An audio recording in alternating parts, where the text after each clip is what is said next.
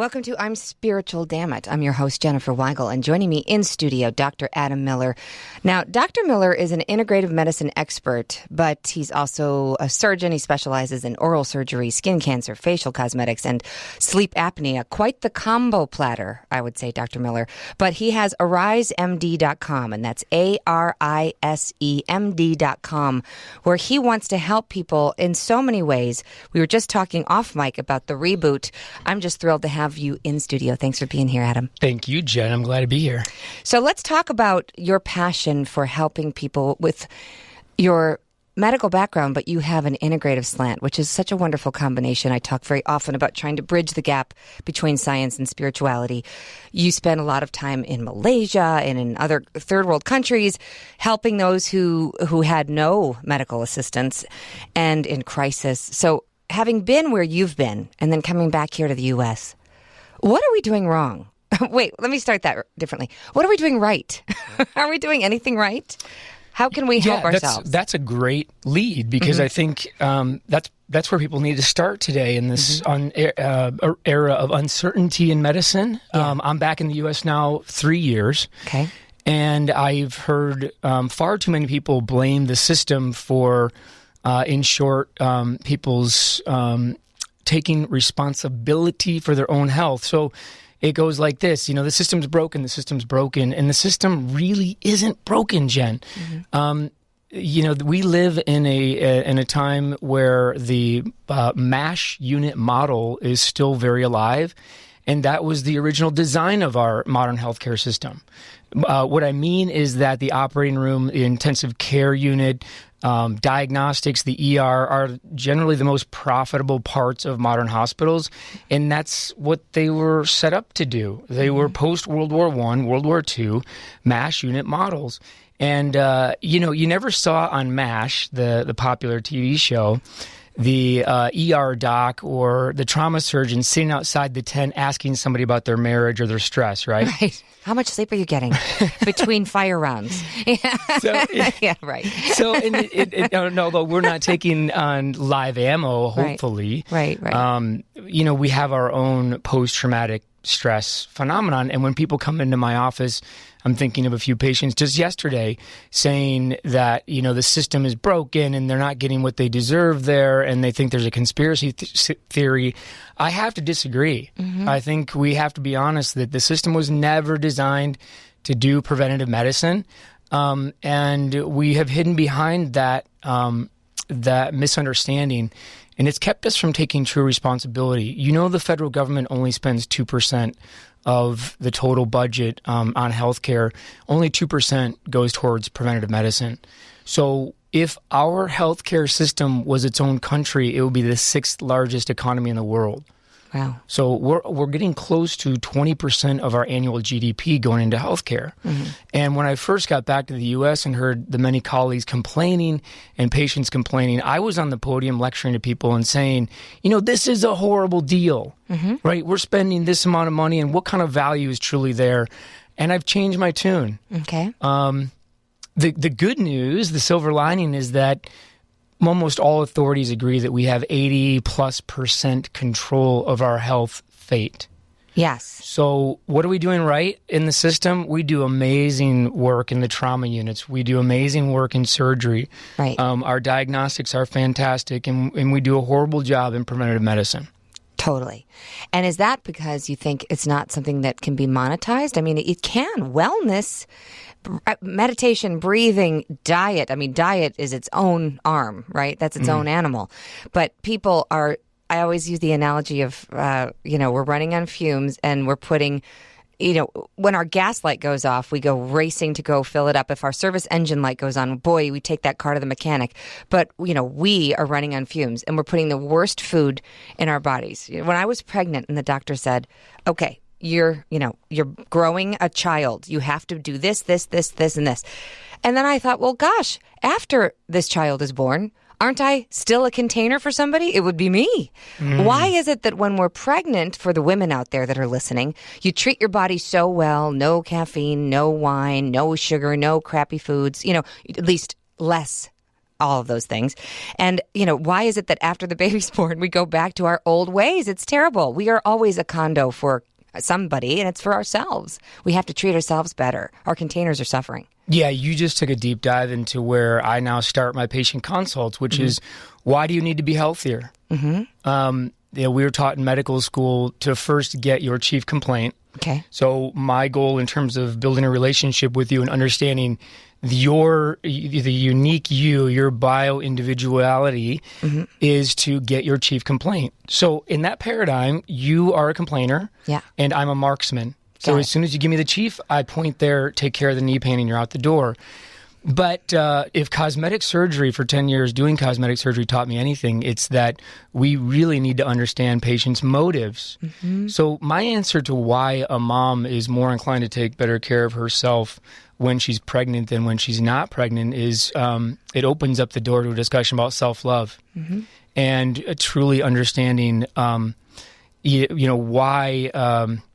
that you are purposeful, that you're unique, and that Jen Weigel in her non-pregnant mode being the very best, healthiest version of her and expressing that in the world is medicine for me, that we're all in this together.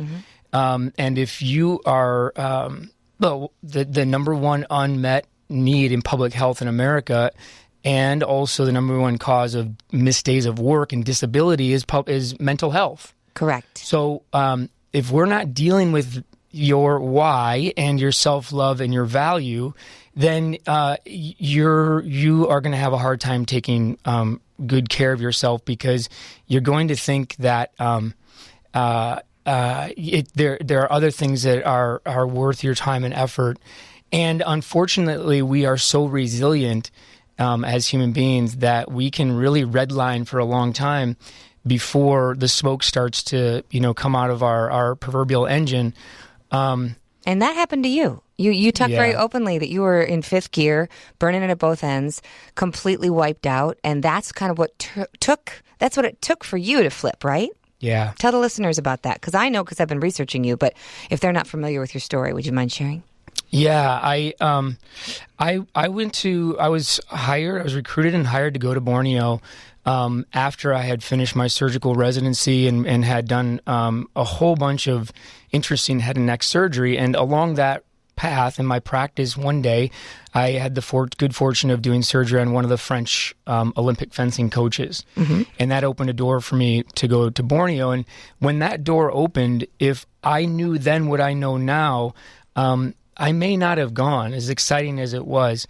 But I was a hired hitman. I went and built a medical tourism program at a private hospital in a place that I didn't even know existed, this island of Borneo, East Malaysia. I got on a plane, and if I'm honest, looking back, I was really hoping I would find better balance for myself. On the surface, it was really sexy. I got a great contract, was doing press conferences in which people asked me if I knew Michael Jackson. Just because you're American? Just because I'm American and I do facial cosmetic surgery. But it was fun. It was exciting. I had a driver, and it was really well taken care of. But Jen, if I'm honest with you, looking back, I was really hoping I would find better balance. And what I found was I traded a 5-day work week for a 6-day work week over there. And the pressure that I put on myself to build this center and then carry it in a culture that I really didn't understand. I was a very naive American showing up, and the Asian, the Chinese who hired me, they played into it. I mean, they wanted me to come in guns blazing, hotshot surgeon. And I guess it's important that I say that, because it ties into the mom who is postpartum, not taking care of herself. Because if we don't deal with we talked about motivation, but if we don't deal with the emotional side of us, we tend to not make good decisions. Right. And that applies to our health. And at that time, I was a single guy who really, if I dig down deep now and look back, I like many of my physician colleagues, felt like I got shortchanged. I gave up all of my 20s, went to dental school first and then medical school and residency. I added internal medicine. I had a wonderful wife. That marriage lasted 14 months and was gone because I traded surgery for instead of my marriage. So when I went into practice, the world said, wow, you're a hotshot board certified surgeon and you've got lots of money. And so, the perception was that, how could you not be happy? Right. Right? You've got stuff. You got stuff and you've got titles. Titles and respect. Money. And right. but that doesn't address what, the Heath brothers who wrote, the book, oh gosh, I just skipped my brain, but it's How to Make Change When Change is Hard. I forget the macro title on that one, but that's the subtitle. But they talk about the emotional elephant being comparatively much larger than the logical self. If we don't deal with that emotional elephant, we tend to make bad decisions. And as I look back, I was really looking for rest for myself, but I was also a single guy who was looking for adventure because deep down inside, I felt like I had gotten a bad deal by giving up all my 20s and 30s for this thing called surgery and medicine. And to add to that, part of it was outcomes. Part of it was getting done and going, man, we as surgeons especially, we're so myopic. I think of nights of being called into the trauma bay and this in particular, this 28-year-old woman who'd been stabbed in the park, a lawyer, and listening to her mother outside the trauma bay screaming and having her last breath be, save me, and she dies. And, we walk out of that situation and it's just call the chaplain, no conversation with the family. And I think for me and a lot of physicians, there's the cumulative effect of not dealing with your own I guess unmet expectations, disappointments, and then all the emotional stuff that you go through, everything from delivering a baby to having that young girl die in front of you and not being able to close that communication by actually grieving with the family. All of that, we leave our residencies and go out and try to now set up a life after you've been living in your pajamas for 12 years. Right. With somebody telling you when you can go eat, when you can go home. And for a lot of surgeons, it doesn't go very well. So when you asked about landing in Borneo and why I would go there, and what I would have said to you a few years ago before I really went headfirst into integrative medicine and truly trying to do mind, body, spirit medicine is different than what I'm saying to you now. I look back and I say, man, I wish I would have had better mentorship. Right. The top of the tower sways, right? And nevertheless, it was an amazing adventure going there. But I was a susceptible host. I showed up in a culture, in an environment that I didn't understand very well. I was trying to find it. I was half running from stuff and half running to what I hoped was a better, healthier future. But what I ended up doing is getting sucked in emotionally to the show. And, had $800 sunglasses, long hair, was doing press conferences and getting to do surgery on amazing people and politicians. And I regret none of that. But I just have to wonder how many other people are leaving medical school and residency and fellowships and heading out into the world meant to be these beacons of light and healing and are every bit as much of a broken vessel about to get more broken. Right. And I wonder, too, if in the medical community, if any doctors are listening or anybody who works in medical schools, if it would be helpful, like you say, mentorship.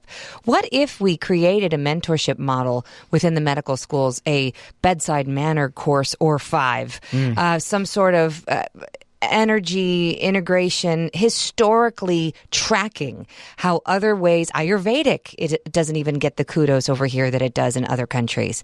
So if there could be some expansion in the medical school teachings, wouldn't that be helpful to every doctor that comes out of medical school?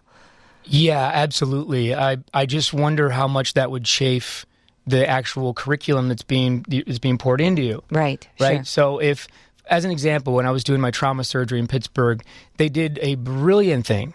They took the local massage therapy school, students came into the ER, into a conference room, around 7 o'clock, I think 2 nights out of the week. And the residents, we would swing by and put our name there. And when they paged us, we could come down and get a 20-minute massage. I can tell you those nights when we were covering trauma, when the massage students were there, we were all more efficient, more cool-headed. Right. And all of us said, God, doesn't that make just really good sense? Yeah. On the front lines to have a counter force, which is relaxing you. Right. Healing your body while you're healing others' bodies. Yeah. You know, I've only had 2 auto accidents in my life, and if any family's listening, they're laughing right now. It's true. I've only had 2. I have a need for speed, but the 2 accidents I have had were eyes wide open at the end of a trauma shift driving home. Right. Sleep deprivation. Yeah, 36 plus hours of doing surgery on people. And thank God that we are so trainable as animals that those surgeries went great. But it is absolutely wild to have your eyes wide open and plow into the back of a car. And I did that twice. Wow. And there's... And you guys, I'm sorry to say, are also operating, like you say, people are putting their lives in your hands and you're sleep deprived. Why, anybody out there listening, they think it's a good idea to have medical students running on empty when others' lives are in their hands is so beyond me. It's beyond my comprehension. I don't understand why that's not changed tomorrow. You know what I mean? Yeah, I do. And it's a little bit of a slippery slope to because there's no question that medical school needs major improvement. The average medical school teaches 4 hours on sleep. Yeah. This condition that ostensibly, hopefully, we're spending 1/3 of our life in. Right. So I walk out of my residency, and we did a lot of obstructive sleep apnea surgery. So maybe I got a little bit better understanding. But, you know, if you're a resident walking out of your residency and everyone's applauding you and you got the big certificate and now you can finally get a home and a car and all of that, and to turn around and then say, but I don't understand like 1/3 of my patient's life. Right. And therefore, I don't know how to talk about it. And I don't see a platform where I can step forward and say, look, I'm still really good at this discipline. And I by merit, I deserve to get paid to take care of people. Right. Because I can get outcomes. But there has to be a safe space for more docs to be able to say, I don't know, and it scares the heck out of me to say I don't know because I've got golden handcuffs on. Right. Got 2 kids in college, and we just bought a vacation home and doing a lot of good things you deserve to do. Right. So that leads into the other part of, I think, why medical school and teaching haven't evolved in a pace that you and I think would be more appropriate for the modern era. Right.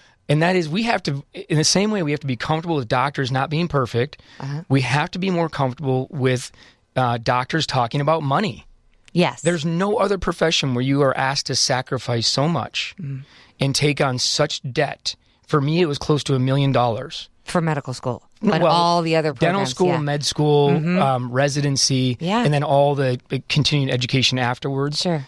But we have to be more comfortable with talking about money. Right. The 4 years I was in dental school, we had a business class once a week throughout the entire senior year. Right. We had 1 hour of business discussion in medical school. Right. And that was basically a soft letting you down on how much it's truly going to cost to pay back your loan.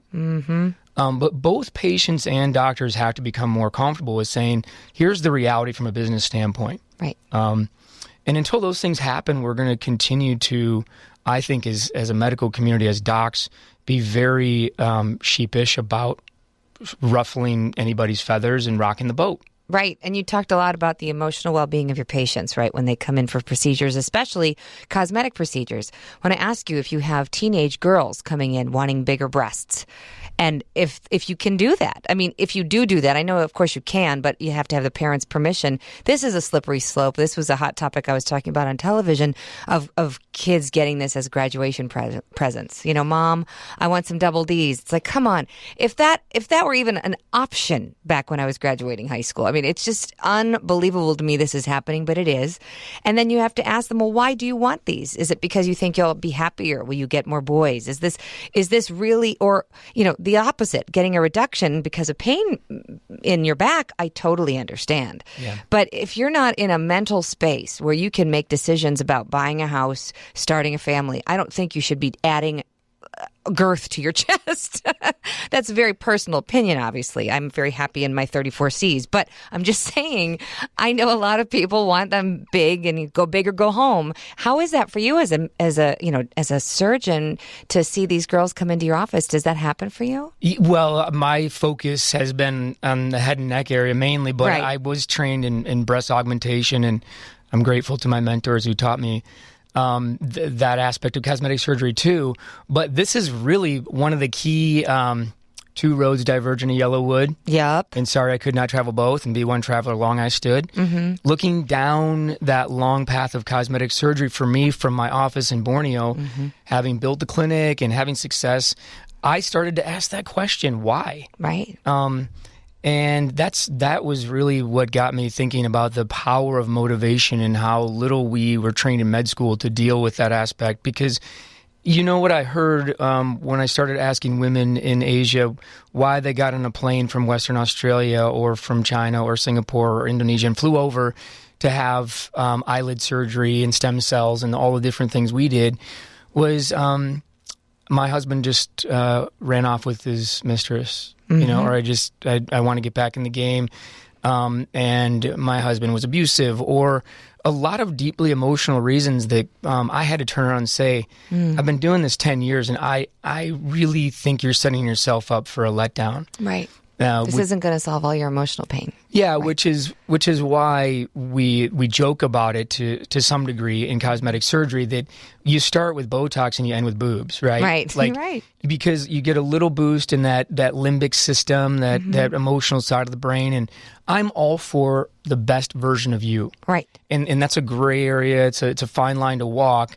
But we had a rule in my clinic that if a man or a woman came in with a torn out page of somebody else and said, I want to look like this, we wouldn't take them on as a patient. Well, that's good. Yeah. But Jen, it gets really interesting when that isn't just a woman saying, my husband ran off with his mistress and I want to get back in the dating game. Right. It gets really interesting when you have men sitting across the table in Asia saying that I want to get fillers and Botox right now and I want to get stem cell therapy in preparation for my sex change operation. Yeah. Changing my identity, right? That's going beyond just wanting to look like somebody else to what we're talking about is identity, right? Right. Is wanting to completely change identity. And the thing I don't hear enough about when people are talking about these sensitive topics is true sympathy for how deeply emotional and hard it is for people who are sitting there going, I don't even think I'm male, or I don't even think I'm female deep down inside. Right. And the statistics are amazing. And bankruptcy and depression and suicide skyrocket after sex change operations. Really? And I saw this at the front end when male patients were coming into my clinic and wanting this kind of the starter package. And then eventually they would go off and we would work with a clinic in Bangkok, and then they would come back and we would continue therapy. But man, it's really complicated. But the truth is, if we don't have more ways of dealing with this number one unmet part of public health in the developed world, which is mental health, then we're going to continue to see people make bad decisions and spend money in ways that I think they regret.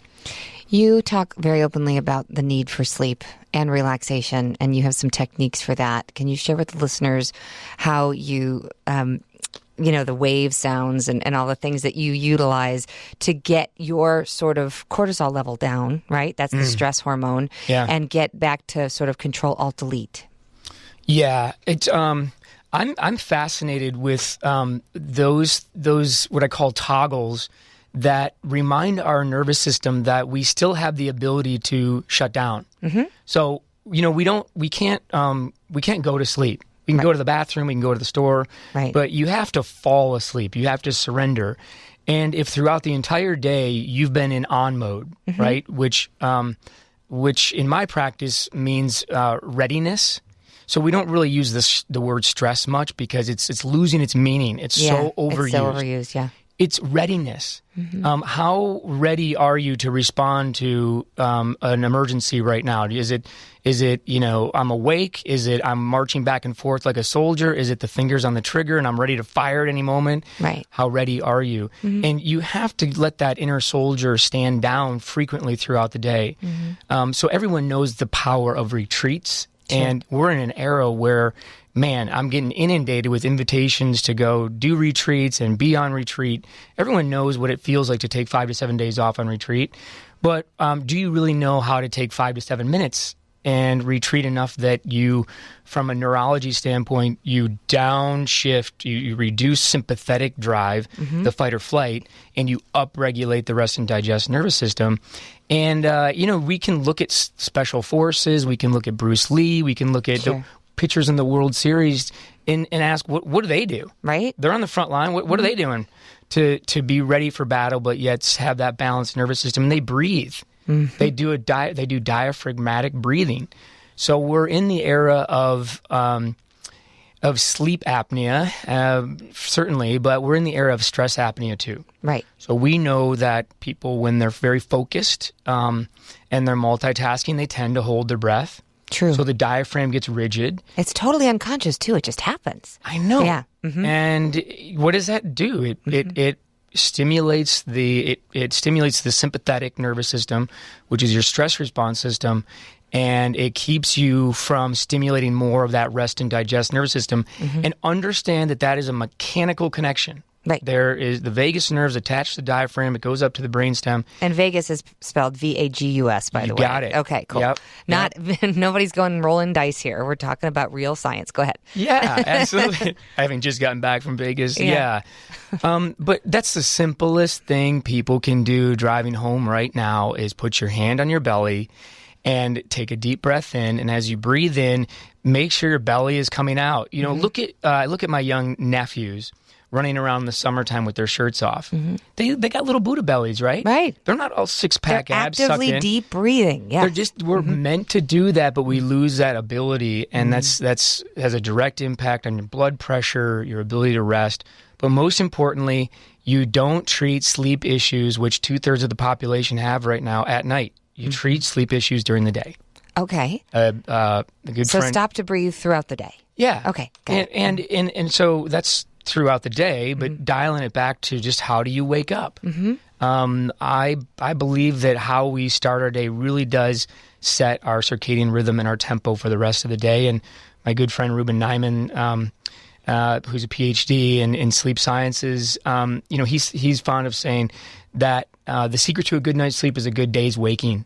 And what he means is, and the Germans have shown us this, is that we have these triggers or these signals, better said, that the Germans call Zeitgeibers. And it's get light, get moving, get a little bit of nutrition, and get community, get social. So if you get up and don't lounge around in bed and get moving, take some, I recommend you get hydrated, but take a little bit of a snack and get social, interact with some people, and get light, then that suppresses all the signals that say it's nighttime, so that you can have this healthy rebound later, that when it is actually nighttime, when light starts to diminish and you resonate with nature.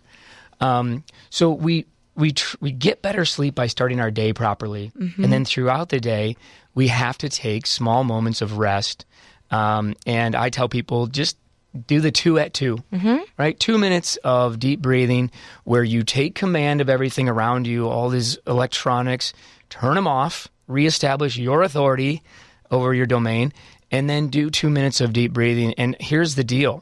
That emotional part of you, going back to the beginning of our discussion, the self-value piece, as a man or woman, when you look at yourself in the mirror at night, if you can't take 2 minutes to resonate with your normal physiology and down-regulate the nervous system, it's really hard to step up and be the person that you want to be when it really matters. So the 2 at 2, and the reason we choose that time is you have a natural downtick in the stress hormone cortisol between 2 and 4 o'clock. Oh, interesting. Part of why the Mexicans do a siesta and the Brits do high tea and we have coffee breaks. So if you look at a 24-hour cortisol curve, between 2 and 4, there's a downtick in the stress hormone. Well, there's nothing better you can do than understand your physiology and then resonate with it. The body will reward you with better sleep later. And I will tell you that we have some really cool technology coming on board. I mentioned I was just in Vegas for the World Congress on Anti-Aging Medicine, but Harvard scientists are showing us how to measure the decrease in brain temperature at night. And somewhere between 1 and 3 degrees of a dip in brain temperature, which is called BTT, the brain temperature test. And your listeners can Google search that. But in short, that dip in temperature helps usher in non-REM deep stage 4 sleep later. And so I know, Jen, that if I go to bed, if I'm going to sleep close to 9:30, I'll get deep sleep, won't get up to go pee, and I wake up, pop right out of bed, and I'm ready to rock. Yeah. And then my body gives me about an hour. And if it's 10:30 and I'm still not winding down, I get my second wind, and I know many people out there can relate to this. Yep. And go till 1, burn at both ends. It's that, and I really believe that the body has its rhythm, and it's waiting for you to resonate with it. And if you say, you know what, we're not doing that right now, I think the body says, okay, boss, then I'm back on duty. Right. And the inner soldier comes back up, and that's what got us through those nights of doing surgery. Right. And truly. Yeah. Okay, so I have a question for you. I have you ever heard of the book of My Stroke of Insight, Dr. Jill Bolte Taylor? I haven't. Okay, no. I highly recommend getting that. She is a brain expert who had a stroke. So as she's having the stroke, she knows exactly what part of her brain is shutting down. And she's like, oh my gosh, she had to basically go back to medical school to relearn all of her training, right? Yeah. But as it's happening, and so her mother, I guess she and her mother had a complicated relationship. So when all was said and done, and she could not communicate, but she was having all of her emotional reactions, and she could feel other people's emotions. She could almost read people's minds. She said, I compared it like being like a dog, I guess, where you can't use words, but you can feel every other spidey sense that there is. So people would come in and they would treat her like she had lost all of her brain function and was just dumb, when really she was super sensitive, just couldn't say the words. So her mom comes in and gives her this unconditional love, and like comes in, like pours in the love. She could feel the love, and all she saw was this loving woman. She's like, who is this loving woman? Didn't even know that it was like her mom. Then when she finds out, comes back, it's her mom.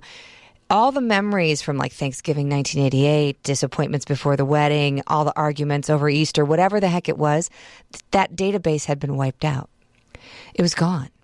She chose not to bring those back. She learned her medical schooling and all the other things she wanted to bring back. But all those grudges, all that stress, all the cortisol-inducing moments with family, gone. So she moved forward with the knowing that this is a woman that loves me unconditionally because she gave me love. But yes, we've had problems, but I'm not going to go back and rehash the past. Love it. Right? I'm going to move forward with this new knowing that every day I have a choice in how I react. Now, I can't choose what happens to me. I can only choose how I react to what happens to me. And she said scientifically, you can retrain the stressing brain, right? With a minute 30 of, say somebody comes to mind and you think, that jerk. Instead of going, that jerk, take for a minute 30 and think, that person has a family. That person has dreams. That person has hopes. I bet that person can be nice. I wonder if that person feels love. Just going to the glass half full instead of the glass half empty for a minute 30. And then you can retrain your neurons, right? Your pathways are going to be, new roots are going to be formed. So for you and all of your research that you do, what is something like that just stuck to me? You hear lots of things from different experts. You mentioned the people from Harvard and from Germany and stuff. For you and your day to day, what are some of the like aha imprint moments where you think, oh my gosh, I have control here? Like the breathing at 2 is wonderful. But what other things really changed for you, flipped that whole switch for you, and got you into this world where you now know you live? Yeah, I call that voodoo you. The decision to cling to negative thoughts, which become proteins. So we know our thoughts are registered as electrical impulses across our brain through EEG readouts. We all know that. Right. But they become proteins. Wow. And those proteins become either poison pen letters or love letters that go out to all the cells in our body and knock on the door and say, good morning, have a great day. and alter what goes on inside that cell. Right. And we call it transcription. So I have a bracelet on right now that says, we call it our Envoy campaign, and it literally says, end voodoo you. So the short story, this is one of the things that I do. Right. You know, if I'm revving high, like at the end of my busy clinic yesterday, and I think, you know, I've earned the right to chow down right now. Full disclosure, got a chocolate addiction. Okay. But it was against what I know is my best decisions for physiology and getting down by 9:30, right? That's voodoo. Right. So I'm going to reach for more chocolate. I see this across my wrist, and it's like, end the voodoo you, man. Don't, that's like, I don't have to worry anymore about the voodoo in Borneo. I saw black magic, saw demon possession, we can talk about that later. No, I want to talk about that. Yeah. But when I came back to the U.S. and I said, oh, I can take off all my silver jewelry that they gave me to protect against the voodoo and black magic, isn't that nice? And the first Sunday I rolled into church and they showed a video of young people who were coming across the screen and holding up a chalkboard that says, God, I am sorry for attempting to trying to commit suicide, slashing my wrists, stealing, doing drugs. All this stuff, I was just overwhelmed with in our country, the most advanced culture in the world, that we have all this voodoo you. So one of the things I do is I wear this silly little bracelet that says, end the voodoo you. Perfect. And that goes back to including making decisions, and more often than not for me, it's you're stuck or perseverating on a certain thought pattern. But Jen, we have to, if anybody out there is listening going, man, I find myself in that trench thinking, toilet thinking, and being more reactive than I really want to be, which many people out there say, I just feel wired and tired, and that also means I'm overly reactive. Right. So you're stressed. Understand that it may not just be you and a lack of tools. Post-traumatic stress brain doesn't just happen for those who've seen intense combat and graphic scenes at war. The same phenomenon through an abusive relationship or a job that's constantly beating you down can over time imprint, because the body's so adaptable, imprint a certain pathologic neurotransmitter balance. Yeah. We will find a new homeostasis. When I was a resident, getting 3-4 hours of sleep a day, it was amazing what we pulled off. The body is so resilient. It'll adapt and find that pattern. Right. And we all sympathize with soldiers coming back with PTSD and how they may need to go through intense neurotraining, which may involve some amino acid therapy to shift neurotransmitters and lots of other things, cognitive behavioral therapy. We need to have that same level of sympathy with somebody who has been in a different type of trauma. Right. Truly. I interviewed an expert when I was a columnist with the Tribune who said that the verbal abuse imprint on the brain is almost more damaging than the physical abuse. Would you agree with that?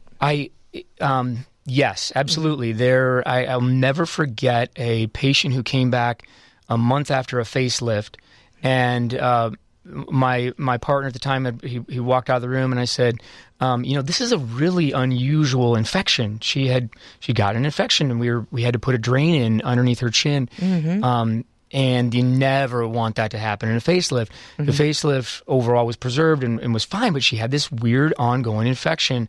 And she said, "Oh, don't worry about it, Doc. I was born in a toilet." And I looked at her and I said, "Oh, what does that mean?" Yeah. You're born in a toilet. And she said, "No, I'm serious. I was born. My mother decided to give birth to me into a toilet." And she was in her early 50s, and she said, "My whole life's been like this. If anything bad's going to happen, believe me, it's going to be me." Oh, so there's her T-shirt. Everything sucks. Back to you. Right? And we had a conversation. I said, "You have to stop saying that." Right. You have to stop saying that. And she said, "No, don't worry about it. You don't understand. It's a long story." But yeah, I literally was born into a dirty toilet. And so there's one small example of what that repetitive thinking can do.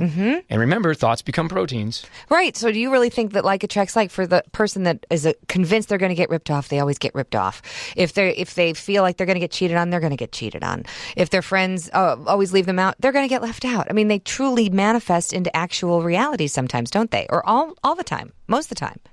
Yeah, it's amazing how that works. And I'm absolutely fascinated by how that translates into physiology, how that changes somebody's blood pressure. We know that there are studies of Fortune 500 CEOs who are simply trained to breathe better and to think better, and their blood pressure goes down. I'm really fascinated by that connection of the mind to the body. And I think what's exciting about coming back to the U.S.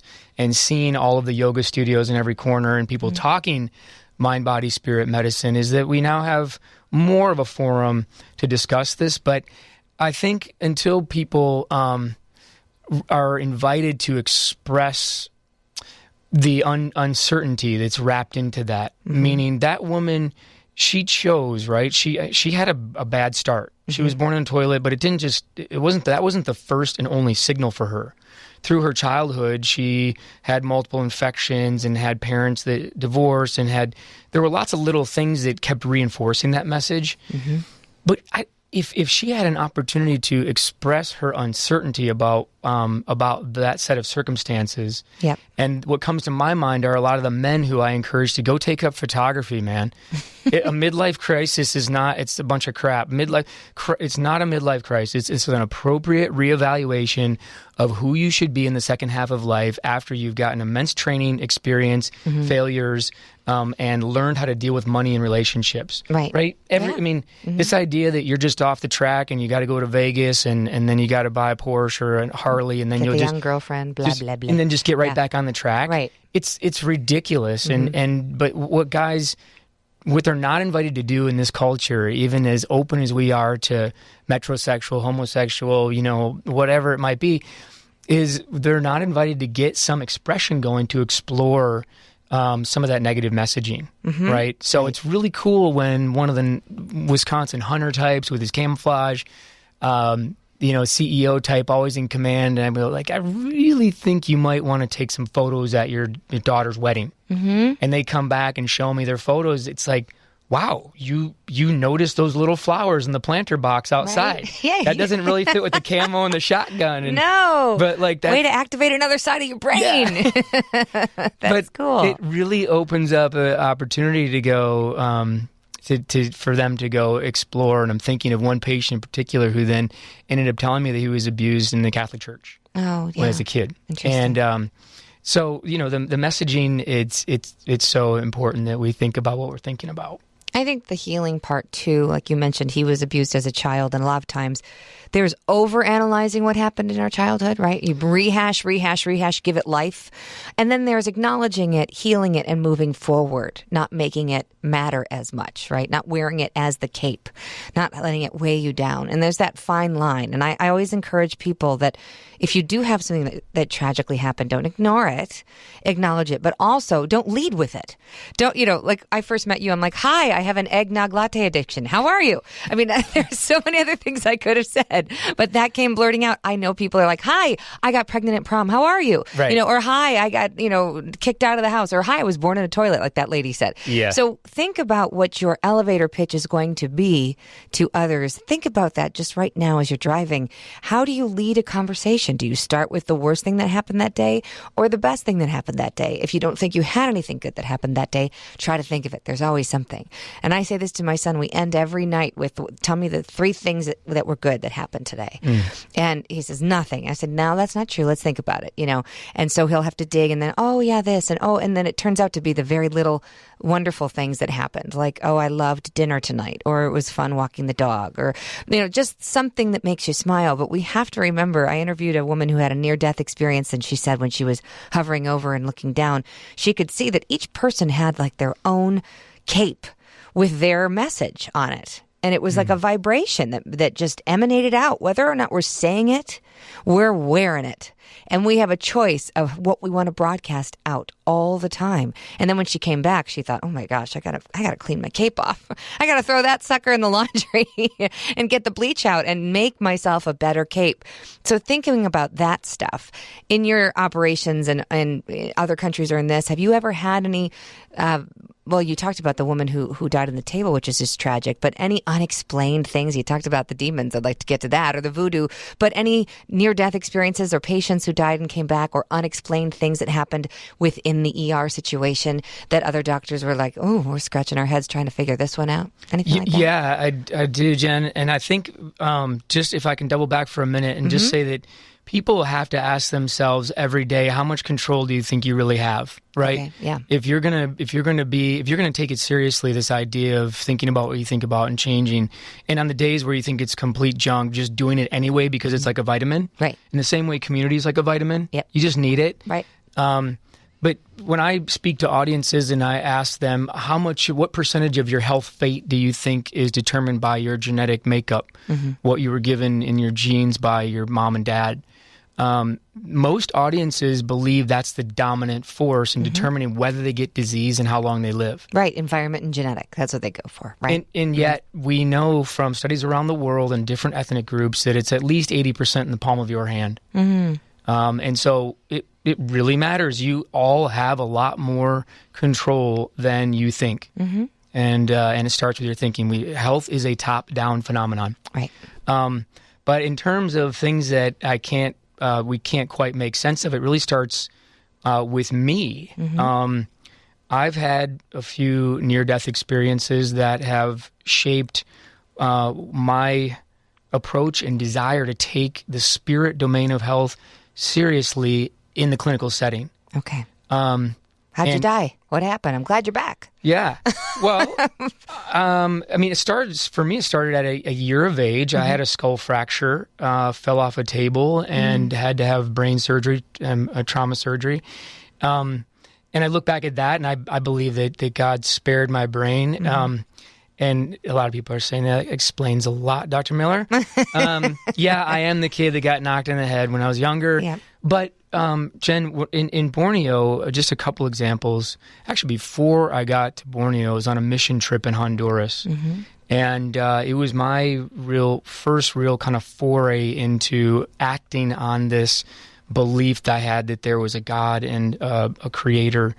And went with Global Health Outreach down to Honduras and would end up signing a contract on a napkin with my first boss after that experience. But my bags hadn't arrived to our camp in Honduras and had gotten stuck in Guatemala. So we went through a monsoon rain to try to go get my bags one night.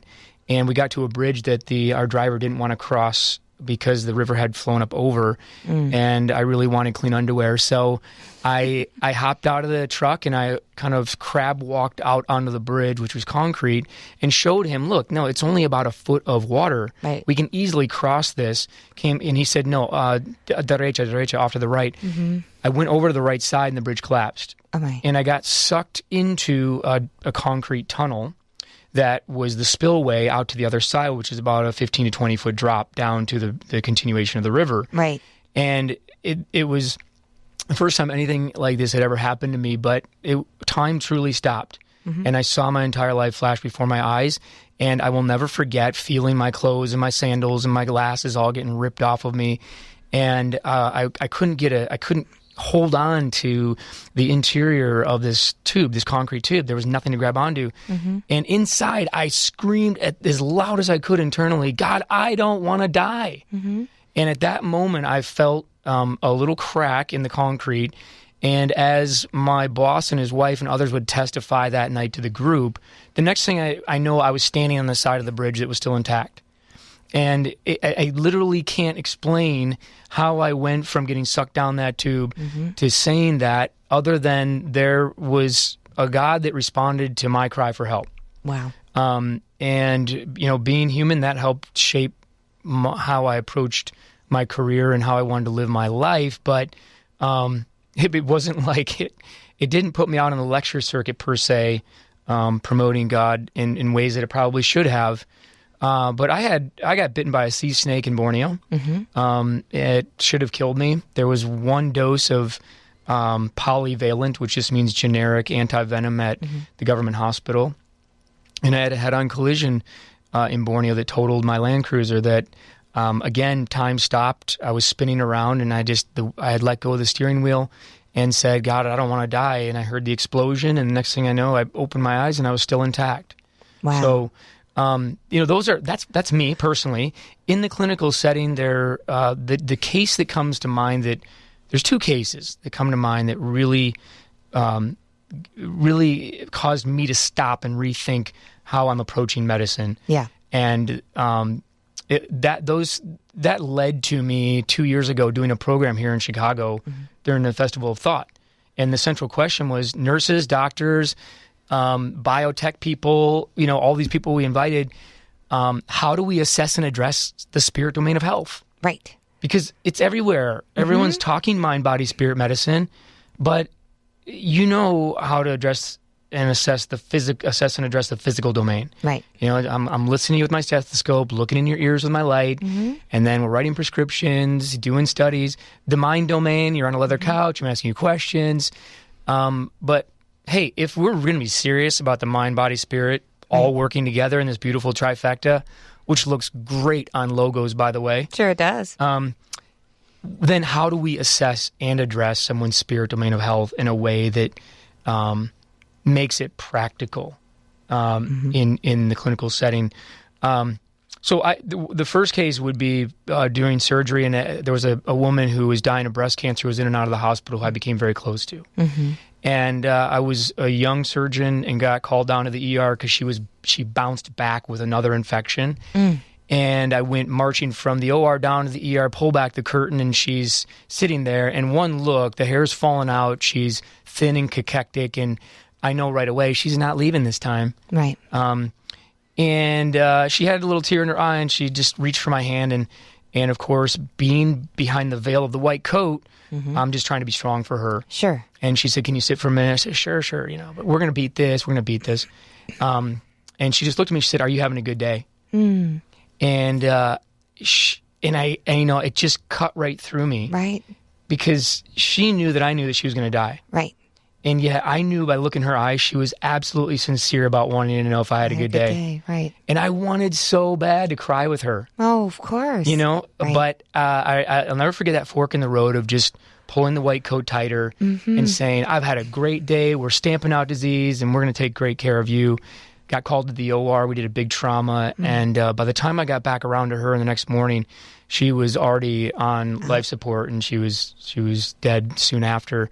So I think about her because what she really needed and what I needed in that space to unlock some spiritual potential, I really believe, was to be real and humble and have a heartfelt exchange. Yeah. And then the other is doing CPR on a guy that I did a teaching case with some residents and medical students where removed part of a guy's parotid with a tumor. And I'll never forget feeling, it was a sunny day. I drove my convertible to the hospital, and I love having residents around, a little bit of showmanship, And we did perfect dissection. It was like not a drop of blood. Woo. Sew it all back up and, feeling amazing. Gonna head down to my car and go to the beach. And I got paged. I knew as soon as I got paged, walking out the door, it wasn't good. I sprinted up the back stairwell, and when I got up to the recovery area, I could hear the patient's wife yelling. And I went around the corner and saw this man who, every time he took a breath in, his neck and his face were inflating. Ooh. So we call it emphysema, and it was just one of those moments that was surreal and bizarre. And he had the look of panic and grabbed the gurney and went to the elevator, down to the ICU. We paged the general surgeon, and his wife was yelling the whole time, "You promised this would go well. You promised," to me. And he coded. He stopped breathing. His heart stopped. And I'll never forget pushing on his chest. At about the 20-minute mark, 25 minutes, the nurse who was running the code said, "That's it. We're calling this."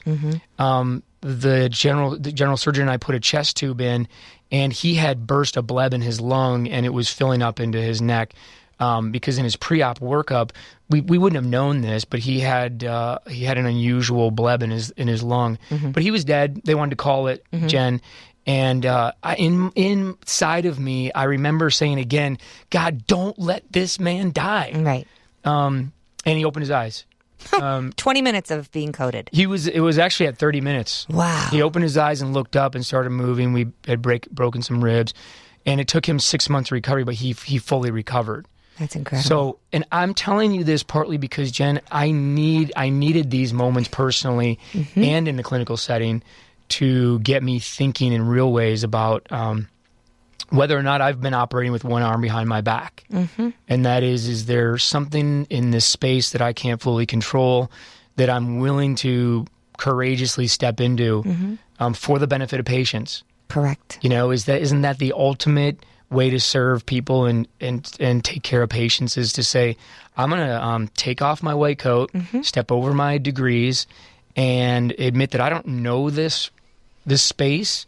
But what I say with my patients is I don't know you as well as you know yourself, but I believe there's a creator, there's what I consider this great artist who has made 7.2 billion beautiful, unique pieces of art in this world. And this God knows how you're constructed, and should we just pray and ask for some guidance on this? I've never had a patient when I say that go, no, I don't think I want to tap into that. Right. So I don't use the clinical setting to preach religion, but I know that, Jen, you have to keep doing this work, and we have to continue to collaborate, because patients inherently know that they want prayer and they want mind, body, spirit. And they believe in something bigger. Bigger. Right. And there are enough of us docs who have tapped into that peace and that hope that comes from putting all of that white knuckle grip of control on the therapeutic steering wheel, putting that aside. Right. So I'm going to do a silent applaud for what you're doing right now. I'm going to do a loud applause for what you're doing right now. Because speaking out about this stuff, I know in the medical community, a gentleman that sat in that very chair where you are right now, Dr. Scott Kolbaba, wrote the book Physicians Untold Stories. He had trouble getting that book published for 2 years because he didn't want the doctors that were in the book telling stories just like what you told, right? Where these unexplained miracles, people hovering over their bodies, seeing the whole, coding and then coming back in. He couldn't get them to go on the record. And he said, I'm not going to change your name in this book. So you're going to go on the record, until you're ready to go on the record, this book will not be published. And he did finally publish it because they all came out and said, I'm willing to go on the record. And that needs to happen more often. So thank you for being willing to go on the record and speak about these things that a lot of people consider voodoo, like your bracelet says, the voodoo in you. But the voodoo in medicine is talking about God or spirituality. The voodoo in journalism is talking about spirituality. There's so many, quote, voodoos, and it's all fear. It's just fear. They don't have the answers. Well said, yeah. But, Dr. Mary Neal, I can't wait to introduce you to. She wrote the best-selling book, To Heaven and Back, and she was unconscious for without oxygen for 30 minutes, just like the gentleman on your table. And they know, what happens after 3 minutes of no oxygen. You're brain dead, or at least challenged. And so these are miracles, and they're happening all the time. And there's something that is pushing that momentum. And I know it's not this fan on the counter. It's something bigger than that. And so we have to kind of get there and embrace it. It's really important. Yeah, my grandfather served in World War II in Normandy, and I asked him one day, is it true that every man prays in a foxhole, like when you're at war? And he remembers guys who were rough and tough and wanted nothing to do with prayer, whimpering and praying cold in the middle of the night. And he said, yeah, for the most part, it is true. And I just feel like there is a certain battle that is that we all wake up more and more in the modern world feeling a little bit warriorish, right? I mean, look at our behavior through X Games and the Spartan races and all of this promotion of camouflage clothing and stuff. Right. There's a bit of a warrior mentality out there. And the more this is cliche, Jen, sorry, but the more you study the human body, the more you know what you don't know, right? The more you're humbled by just how marvelous and wonderful the body is.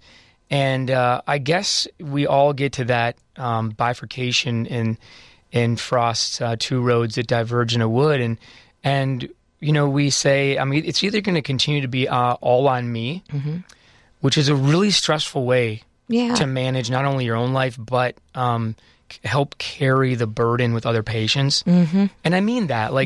I wasn't taught that we're meant to suffer with patients, but caring for anybody else in my life. Right. You know, if my parents or my brother or somebody's suffering, I suffer with them. I feel it. Right. I have good friends who've had low back pain that until it went away, I had low back pain. Sure. So you're an empathetic. Yeah. Yeah. But absorber. But I mean, so there's two paths, and I've found a lot of amazing people have come into my life as patients and doing things like this. When I decided, hey, it feels a lot less stressful to share this journey and this experience with what I consider the great artist who's designed all these beautiful pieces of art walking around. And there's a bit of a battle. You know, every year the FDA approves 4,000 new chemicals. Right. And one of the resounding themes at this meeting in Vegas was we really have to get serious about respecting environmental toxicity and its impact on the human body right now. You know, where do you go with that? How do we, you know, we can't look to 20 years ago to understand how new chemicals affected the body, right? That's very humbling. So I turned to prayer for that. Can you open up my mind? Can you give me insights? Is there something I'm missing here? You know, what's best for this patient? Because people don't want generic answers for highly personal questions. Right. They don't. Totally. But Jen, this is all going to sound really good and warm and fuzzy, but I got to tell you, yesterday in the clinic, I had my whole world stop when I went down this path with a patient, but then had to charge her for the consult. Oh, man. What do you mean? Well, I mean, we did some really good things for her skin and her gut health. That's a space that I love, restoring useful skin for young ladies. But yeah, we went down that path and did some good things for her, but then it opened up into personal, and she's really struggling with who she is and a relationship. And we went there and we entered the spirit domain of health. Okay.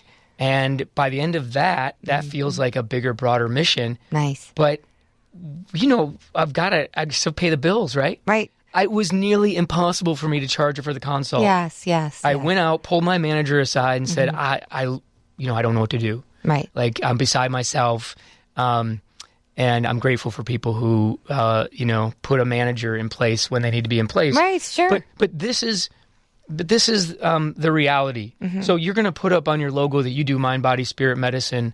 Are you really going to go there? You have and to. do you believe in it enough to go, this is part of the therapy. Right. Like, it's walking your talk. We went 15 minutes over and, you know, we charge by 15 minutes. And so that's, no, she didn't have a problem. In fact, she sent us a text later saying she's so glad that she found us. Right.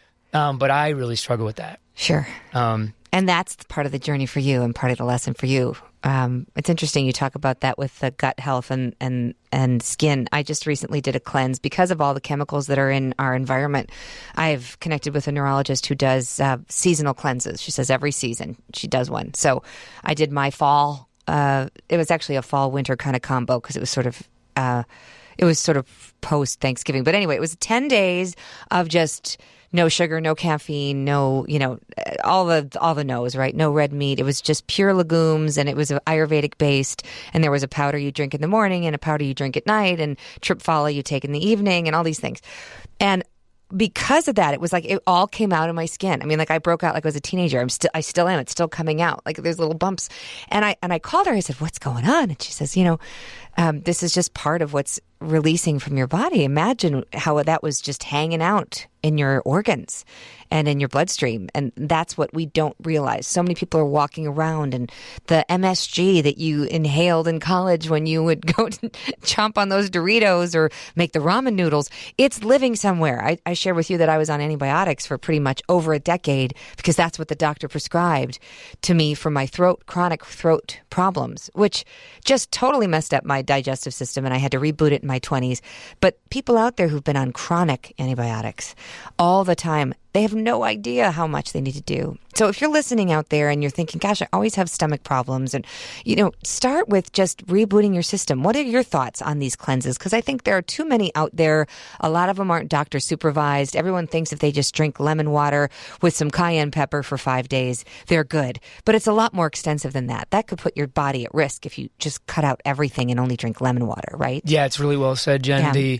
There's no question that we all need gentle support, especially after the age of 40, to help the body's endogenous detox system, not only get rid of, but then avoid recirculating toxins that that an unhealthy gut is prone to reabsorb. So I'm concerned by the number of people who are entering aggressive detox programs, especially those that involve IV chelation therapy, who a year later are knocking on my door and saying, you know, that's a good clinic. I just am concerned because I really don't feel much better. So we fully respect that the body, we all have to respect that the body has an amazing ability to heal itself if you get some things out of the way. Sure. And it starts with, health is a top-down phenomenon. So you have to believe that you're worth saying no to some things. Right. We call it the elimination diet. So quit pouring quit pouring gasoline on the inflammation fire in the gut with triggers. Well, but how do I know what triggers are? Number one, self-assess. Yeah. So if you get bloated and gassy after you eat, that's not normal. Right. Just because you've been doing it most of your adult life doesn't mean it's normal. That's you're reacting. Right. Now, having said that, people who are shifting their gut flora for a couple of weeks may get a little bloated, but if you're reacting initially to foods that you put in your body, self-assess. Right. First, and then second, know that there's really good testing out there now that goes beyond just IgG and IgM-mediated responses, but we have something called lymphocyte reactivity assays that can really help pinpoint what you might be reacting to now. Okay. So elimination diet, the top ones we talk about, corn, soy, getting rid of sugar. Dairy. Dairies, that's commonplace. And for me, it's a litmus test. If you can't do that to help yourself, then I'm concerned about you spending too much money on things that long-term may not work well for you. So elimination diet is huge. But then I am only gaining more respect for the body's need to have support with gentle binders and gentle detox support. But it starts with assessing. Right. You first got to value yourself enough to do it. Yep. Then you got to get with somebody who can assess where you're really at.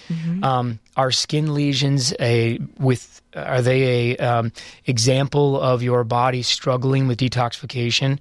Yes, it's the largest detox organ in the body. Right. Which is why I love, while you're doing your elimination diet, hot and cold plunges. All right? What happens when you go get a good sweat on? Yeah. And for me, that's sitting in a steam room, getting my heart rate up to 122 beats a minute. Right. You start sweating a lot, right? But that happened because all the blood flow from your core shifted to the periphery and is taking with that a whole bunch of junk, Right. toxins. Good. Then you're sweating it out. Right. Then you're going cold, right? And then what happens?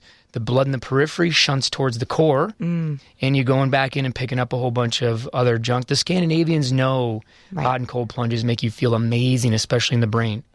Okay, so, and as you cool off the brain, the channels between the cells in the brain get to open up, and the brain gets to go to the toilet too. Wow. Right? Wow. So I love hot and cold plunges for that reason, because it's the largest detox organ in the body. Yep. I'll show you later, this little this residual lesion under my chin. I got bad parasites. We killed that boar I was telling you about in Borneo in the jungle. Yes, you got a parasite. Slaughtered boars, got parasites. My gut was a wreck for 18 months, which is why I'm so passionate about this space now. But I've had this little bit of parasite reactivity that comes and goes on my skin in this area. And I believe it's just a cycling of some parasite reactivation that I'm still working on. Got it. So I think that if there's trends that I'm seeing in the clinical setting about detox, it is that people are probably pushing too hard too fast. And the key guide there would just be make sure that you're not running acidic, make sure that you're doing the core principles of health, getting good rest, avoiding those toxic common triggers. Right. Make sure you're doing those things well and that your liver's working well, you're methylating well. Before you jump into pulling a whole bunch of toxins out of fats. Right.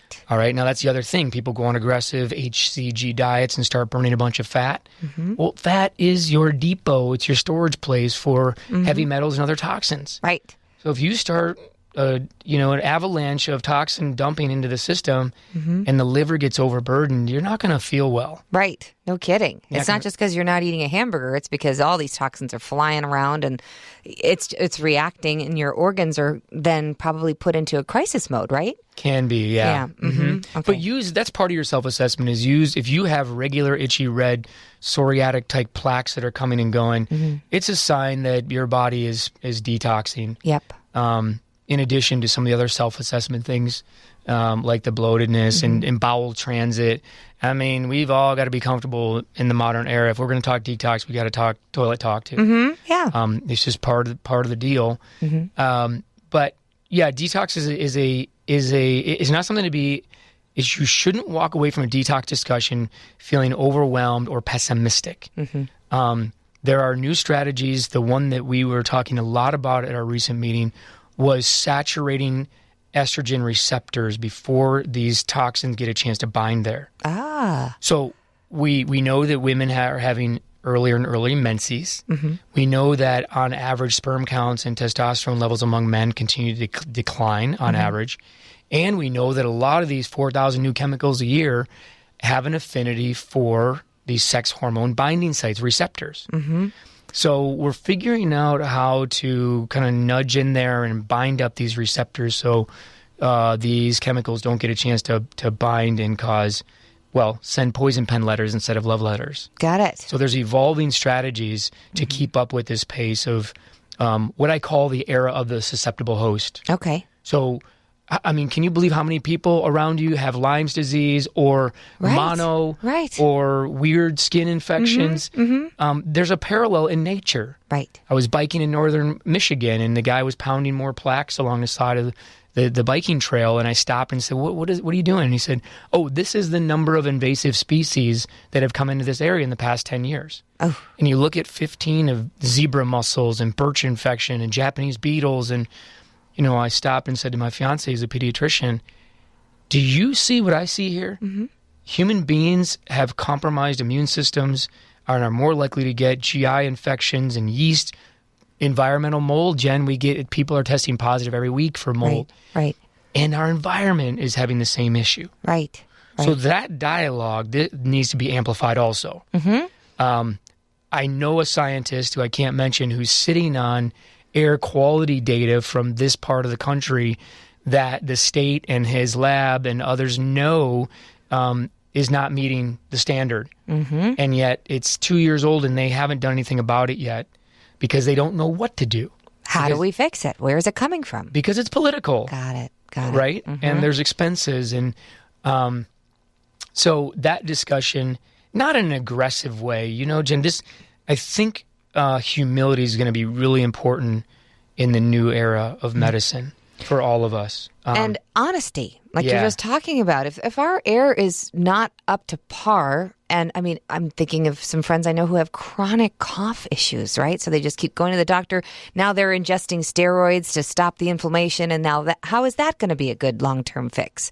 But it's probably the air that they're breathing, and they're going outside to work out and they're just inhaling it at a more rapid pace. Yeah. I mean, this is a bad cycle. Yeah. We got a problem here. And the question is, when you all are approaching your docs is, okay, has my physiology tipped? I call it a stuck state. So in the same way we were talking about the brain being post-traumatic and neurotransmitters like norepinephrine and adrenaline being really high and serotonin, dopamine being low. Yeah. So I'm stuck in a hypervigilant, low reward state. Am I in a stuck state, or should I be running for the hills? When I go to Vegas, I don't do well with the dry, dusty air typically. This time, I was on a 3-day cleanse, just water fasting, and taking in 3 to 20 grams of vitamin C, just using medical intuition to see how I felt. Okay. So I ramped up my antioxidant system, which drives vitamin C, vitamin E, alpha lipoic acid, and glutathione, get that system cranking. And I got rid of and let my bowel, my waste management system rest. Right. Then in those 5 days, I wasn't waking up with red eyes and cough. No, you were energized. I was energized, and my physiology was, do I react to dust? Yes, I'm dust sensitive. Right. But when if I give myself a chance to detox and reboot and give the body, this amazing human organism, what it really needs, I tolerated those insults differently. Interesting. Okay? So your friends who have the chronic cough, who are living in the city, they should, they should take hope that they may be able to reboot the immune system and have the inner soldier stand down. So instead of sending 5 proverbial fire trucks to a little fire, they just send one appropriate one. Right. That may be it. That's it. You literally may be able to develop what we call immune tolerance again. Okay. And that's important because people get avalanched by the discussion about toxicity, environmental, issues. The videos, unfortunately, they're out there. And you and I are going to make a documentary, by the way. But okay. But the documentaries that are out there start with this billowing smokestacks and fires and these sewage-laden waters and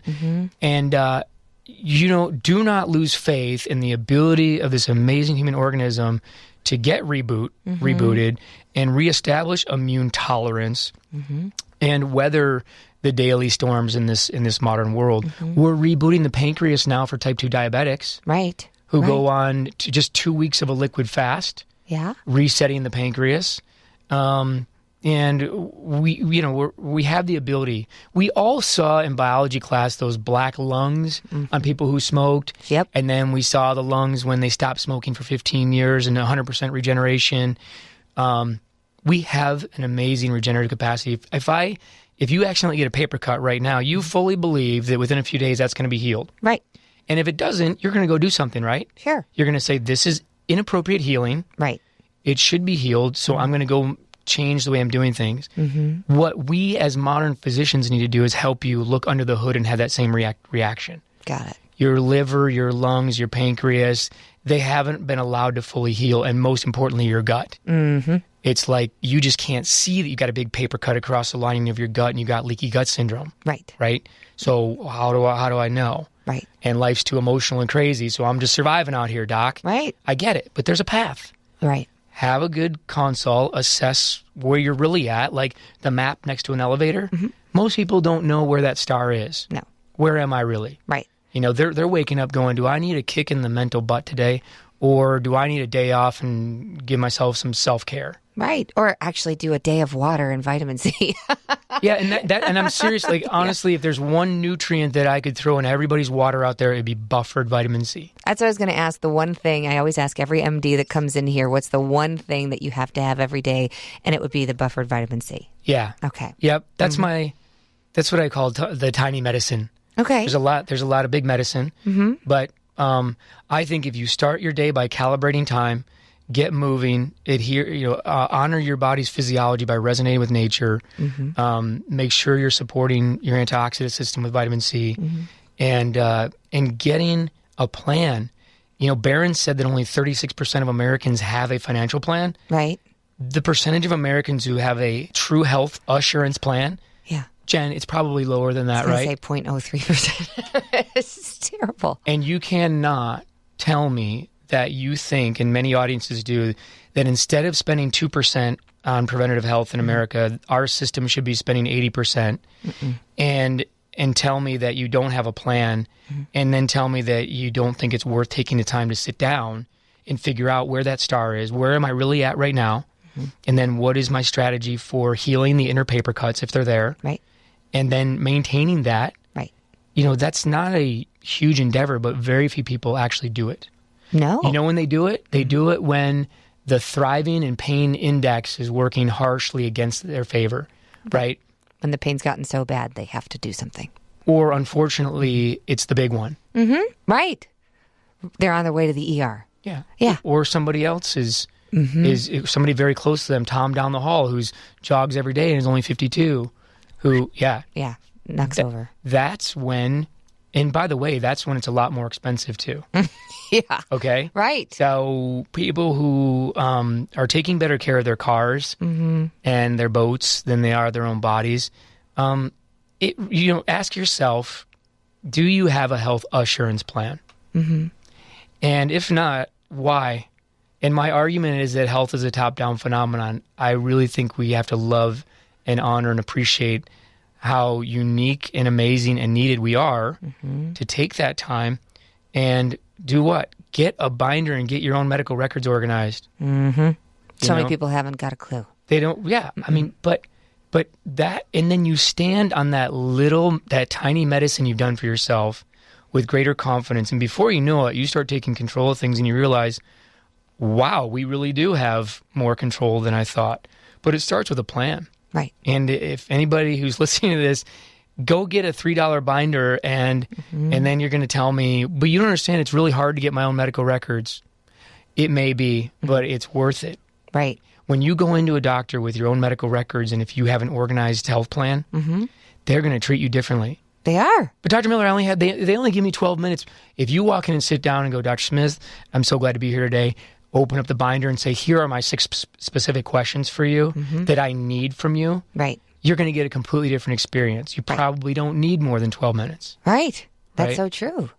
That's so true. And we do this last. Self first is not selfish, people. It's putting on your oxygen mask before the plane goes down so you can help your young child. And we all have to be better selves. And if we are better selves, we'll be better spouses, better coworkers, better parents, better friends, all the above. So take care of your inner GPS.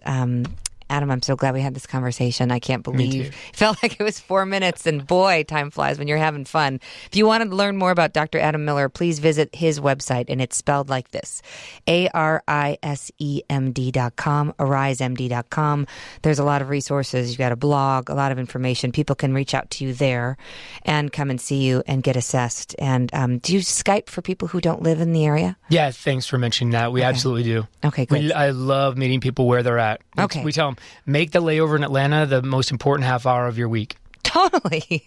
Make good use of your time. Yeah. And listen to podcasts like this. You can find more podcasts and conversations and books and resources like this at my website at JennWeigel.com. That's JennWeigel.com. Dr. Adam, this is hopefully the first of many conversations that we will be having. Thanks, Jen. I appreciate all you do. And everybody out there, treat others the way you'd like to be treated. Stay spiritual, damn it. We'll talk to you next time. We'll talk to you next time. We'll talk to you next time. We'll talk to you next time. We'll talk to you next time. We'll talk to you next time. We'll talk to you next time. We'll talk to you next time. We'll talk to you next time. We'll talk to you next time. We'll talk to you next time. We'll talk to you next time. We'll talk to you next time. We'll talk to you next time. We'll talk to you next time. We'll talk to you next time. We'll talk to you.